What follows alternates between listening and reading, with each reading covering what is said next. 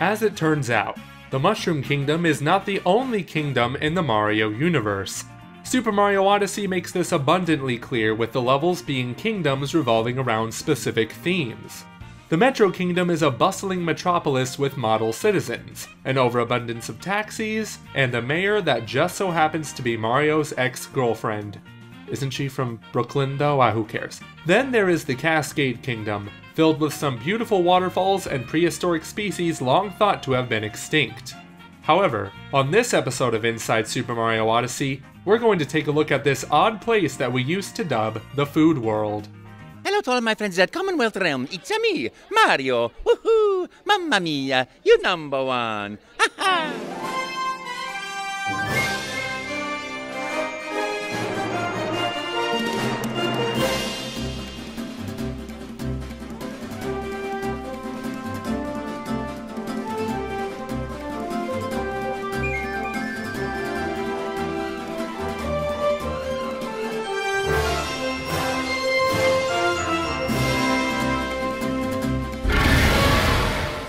Super Mario Odyssey follows the theme of planet Earth. Obviously, the game isn't set on our own world, but in a way, it's a lot like ours. The Metro Kingdom closely resembles that of Manhattan. The Sand Kingdom is no doubt influenced by Mexican and Mayan culture. And the Cascade Kingdom is full of dinosaurs, which, unless you believe the moon landing was fake, roamed the Earth over 65 million years ago. Now, where the heck does the Luncheon Kingdom fall into place? What is interesting is that the Luncheon Kingdom does not seem to represent any place on planet Earth. Now, correct me if I'm wrong, but I'm almost certain that there isn't a country made up of entirely nutritious ingredients. It just doesn't exist, guys. But either way, this is a Mario game after all, and Mario games rarely, if ever, take a realistic approach to their level design. And, given that there is a level with dinosaurs, I think we can afford to suspend our disbelief a little bit further. We already made an episode about the Luncheon Kingdom back in April when we didn't know what it was called and simply named it the Food World. Quite shockingly, we didn't receive much more information regarding the kingdom apart from the name and a few seconds of additional footage from the E3 trailer. And you know we at the Commonwealth Realm will find any excuse to watch that trailer and hear the jazzy tune of Jump Up Superstar. It's time to jump up in the air, jump up, don't be scared. Let's start with the first shot in the Luncheon Kingdom, where Mario throws Cappy at an unfortunate hammer bro to possess him. Only this time he's throwing pans instead of hammers, so I guess he's a pan bro? Or something? I don't know. But anyways, in previous footage we've seen another pan bro sporting a chef hat, which we now know that means Mario is unable to possess him. So future hammer or pan bros of the world, always remember to wear a hat before you go onto the battlefield, for it may be your only hope against a vile and most wicked death. Moving on again, we can also see down below some pink bubbly liquid that will only spell the end for Mario should he fall in. Don't worry though, there won't be any game overs this time around. Although, off in the distance are a group of purple coins, seemingly placed on top of the fatal pink goop. Maybe in future there'll be a way for Mario to travel on the pink goop without getting hurt. We know Koopa shells have been a trusty source of transportation in the previous games, so it's one of the possibilities.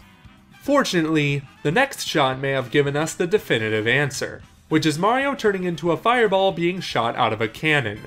Never a dull moment for this Italian plumber. In the beginning of this shot, we get the clearest look at the purple coins, revealing themselves to be in the shape of apples. Or are they tomatoes? These are the questions that matter. Regardless, this is no doubt the beginning of the kingdom, as Mario's ship, the Odyssey, is parked with a little bit of moon power left inside of its fuel tank. However, what's the deal with Mario's fireball possession?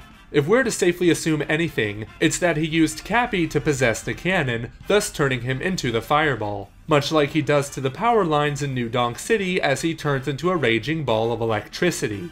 We also get a better look at the fireball transformation from this photo, which shows a little fire enemy on the left and that confused bird boss in the distance. Something tells me this creature will be very, very easy to take down. The existence of this fire enemy definitely means that Mario uses Cappy to possess him, which means our previous theory about the cannon was totally wrong. But what happens when he hits the ground? Does he just go poof and fade away into nothingness? The thing about cannonballs is that they explode and don't tend to come back with their pieces intact. He'll probably be fine. The next shot is a Pan Bro Mario facing off against another Pan Bro by simply throwing pans at each other. Bro. This shot in particular looks to be set in the same location where we first saw the Pan Bros in the Switch presentation trailer. Nothing too new to see here, though I would love to have myself a bite of that cheese. And thus concludes all the shots located in the E3 2017 trailer, which is ironically even less than were in the first Mario Odyssey trailer. Thankfully, there are more tidbits of gameplay in the form of screenshots, starting with the one featuring Mario's chef outfit, being a direct reference to Yoshi's cookie, once again in that same spot previously mentioned with that delicious cheese. The next shot is out of 8-bit Chef Mario taking on a real Hammer Bro in an area that is tough to make out. The third and final shot is a grand look at the Luncheon Kingdom and the volcano it houses in the centre, whilst also balancing a giant pot at its very tip. It has been made very clear that this beast will erupt, making for a modern day Pompeii. Or in this case, pot pay. I don't get paid enough to read these crummy lines, I'm done. Anyway, with 2 trailers, an E3 demo, and hours of treehouse footage, it is still quite surprising that we don't know too much about this peculiar kingdom, which, in a way, is a good thing. Only 2.5 months remain until the game's official launch on the Nintendo Switch, and it's probably best that Nintendo keeps some things to themselves. While we love getting new information about upcoming games, we don't want to know too much, otherwise there'll be very little room for surprises. If anything, we should be expecting one more trailer for the game and possibly a direct to go along with it. So in the meantime, we'll be sitting here in eager anticipation, waiting for what could be the best 3D Mario game of all time. Hey guys, it's me, Joey. Now, before you click away, I just want to let you guys know that this week, starting on Friday, my old channel, Ferris Wheel Productions, is going to be making its reboot, debut, whatever you call it. I just haven't made a video in about 8 months on that channel, so I really just want to come back full swing, covering some non-Nintendo reviews. I'm trying to do reviews that are more like entertainment in a sort of way.